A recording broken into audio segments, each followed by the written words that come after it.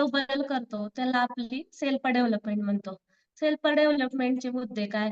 तर आपले ध्येय स्पष्ट असलं पाहिजे, स्वतःवर आत्मविश्वास असला पाहिजे किंवा स्पष्ट विचारसरणी, संवाद, इतरांशी आदर असणे किंवा स्वतःमध्ये जे छोटे-छोटे आपण बदल करतो, त्याला सेल्फ डेव्हलपमेंट किंवा स्वविकास म्हणतात. आज मी प्रत्युषमध्ये जॉइन झाले. माझे जॉइन होण्याचं मुख्य हो, कारण म्हणजे मला स्वतःला सिद्ध करायचंय. मला स्वतःला सिद्ध करण्यासाठी मी प्रत्युषमध्ये मला घरातून म्हणजे असं कोण म्हणत नव्हतं, की "तू बाहेर पड किंवा पैसे कमव." पण मला असं कुठेतरी वाटायचं, की बाबा आपण काय करतो घरात? रोज स्वयंपाक करणं, धुणं-भांडी करणे, चूल-मूल यातून कुठेतरी आपण बाहेर पडलं पाहिजे. आपण स्वतःसाठी ना स्वतःच्या खर्चापुरते का होईना पैसे कमवले पाहिजेत किंवा स्वतःमध्ये विकास केला पाहिजे. म्हणून मी प्रत्युष जॉइन केलं.